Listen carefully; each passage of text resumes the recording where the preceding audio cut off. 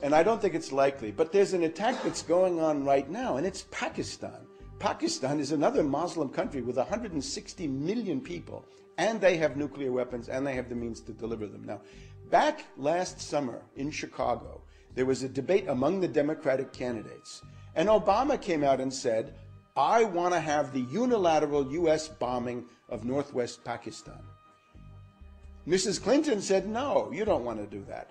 McCain said no. Even Bush said no.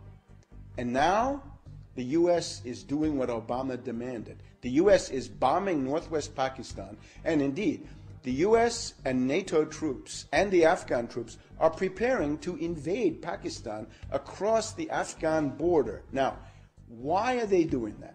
This is the one part of the world where they still talk about bin Laden, Al-Qaeda, the war on terror, all of this idiotic mythology. Why are they doing it? They want to destroy the Pakistani central government. You probably saw the statement the other night from the Prime Minister of Pakistan, Gilani. He says, our national honor and sovereignty does not allow foreign troops to come into our country. And he's absolutely right. But the U.S. and NATO are now going to do that under the new policy. The goal is to destroy Pakistan. You see Iraq now carved into 3 parts. Pakistan will be into 4 or 5 parts. It'll be Sindh, Pashtunistan, Baluchistan, Waziristan, and on, and that will never end.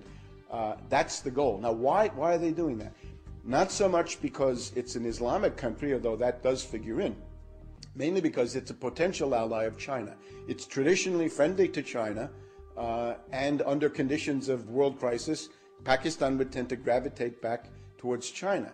So look at our hit list now. We've got not Iran on the hit list anymore. Iran is now a candidate to be played against Russia, but the hit list is now Sudan and Pakistan. So that's the change. And Obama is the one who demanded the attacks on Pakistan when everybody else said no. So McCain, ironically, was a better friend of the Muslims than Obama was, because McCain said, I talked to General Musharraf about these things. I don't do it unilaterally. And Obama said, no, it's got to be unilateral. That's the Brzezinski policy. That's what, of course, Obama has no idea. Obama doesn't even know where Pakistan is. So he's spouting the line that Brzezinski gave him. Brzezinski's argument to the neocons is to say to the neocons, you're fools, you're bunglers, you're so obsessed with Israel and the Persian Gulf and Iraq and Iran that you've lost the big picture. And the real power in the world, of course, is Russia, China. Those are countries that are seriously capable of resisting the U.S. and the British, and you've got to focus on them. And India, of course, would then become a big asset in that regard. Japan is another one. There's just been a summit of Japan and China.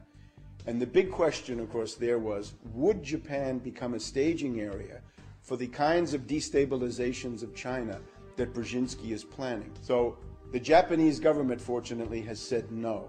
The Japanese defense minister said that chaos in China would be the worst possible outcome for the interests of Japan. So it looks like Japan is saying no. Looks like Taiwan is saying no. They voted for the more reasonable party, the non-independence party that wants to have good relations with the mainland of China. The old KMT is now back in power. So everybody in the world is now in the process of choosing sides. Now, the point of having Obama is you've got the same old imperialism, and you're going to give it a facelift. You're going to give it cosmetic surgery. And one goal is to have that face for Africa. Let me just do Africa for a second. The goal in the case of Africa is to kick the Chinese out. It's to deprive China of the oil. We've seen it with Sudan. Oil, raw materials, minerals, and other things that they get from China. Ultimately, Brzezinski would like to isolate China, encircle it, and then reach a point where China would have nowhere to turn for oil except the Russian oil wells in eastern Siberia. In other words, the end product of this entire policy is to play China against Russia and get rid of both of them, destroy both, and then the U.S. and the British can settle in for another 100 years of world domination.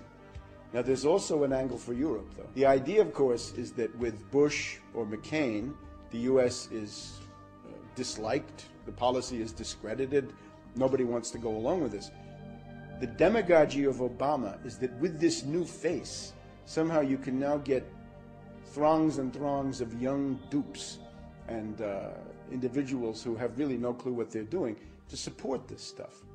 In other words, Obama wants Europe as a tool against Russia. And I would urge you, don't go there.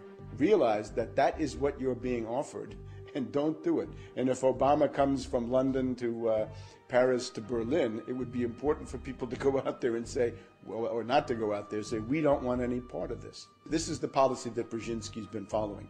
NATO expansion, far beyond the lines that were agreed on back in 1990 and 1991. You may remember there was an agreement that said the U.S. would not even go into East Germany. And now we're all the way to Lithuania and Georgia and Ukraine and all these places. Now, what we're headed into is a Polish missile crisis. You had the Cuban Missile Crisis in 1962. That was bad enough. The Polish missile crisis is going to be worse because there are elements in Poland, there are elements in the Czech Republic. There's even an element in Lithuania. There's a forward tentacle of that system in Lithuania, right on Russia's doorstep. What is the goal of that? It is the ability to have a first strike, surprise attack, to destroy the Russian nuclear deterrent on the ground, and then the second strike launched by the Russians can somehow be suppressed by these missiles in Poland. So it is a step towards World War III. And it is Brzezinski, another angle that goes with it, the independence of Kosovo, under what amounts to a criminal organization, in my view, is another one of Brzezinski's projects. And this, of course, is designed as an affront to Russia. Today we have the indictment of the capture of this guy, Karadzic. Karadzic is a very bad guy, but why now? And what's the goal? This is designed to further inflame relations with Russia, even as a possibility of war between Russia and Georgia comes on the horizon. So this is now a full strategic envelopment. This is not just Iraq and the Persian Gulf. This is now a worldwide strategy. And again, the mind of it is Brzezinski. This is already being implemented in the United States. I better point that out too. You think you see Bush and Cheney as the leaders of the United States. They're not. They're gone. They're finished. Not even lame ducks. They're the janitors of the White House, the groundskeepers. They're there for show. They're just figureheads to make people think that normal stuff is still going on. Power has now passed into something called the Principals Committee. And it's just the leading government ministers, the secretaries of the main executive departments, an interministerial committee, if you will. Rice of the State Department, Gates of the Pentagon, Paulson of the Treasury. Admiral Mullen of the Joint Chiefs of Staff is a very important guy also in this. But these people are bureaucrats. They don't really have policies. The policies that they're carrying out are from Brzezinski, and that is no attack on Iran, make a deal with North Korea. And Cheney was horrified by that. Cheney almost had his 99th heart attack over the deal with North Korea, and this was done by Rice. But attack Pakistan, get ready to attack Sudan, get ready to attack Zimbabwe, get ready to attack Burma. In many cases, it's done under humanitarian considerations. It's not bin Laden al-Qaeda. Pakistan is the exception. But in most of these places, like Sudan or Zimbabwe, it's human rights. Goes back to Carter, right? Goes back to the time when Brzezinski was running the National Security Council. So what you've got is a shift. Instead of having imperialism with right-wing slogans, you've got imperialism with left-wing slogans. But the content is either the same or, I would argue, worse. Because the neocons had one benefit. They picked on relatively defenseless states.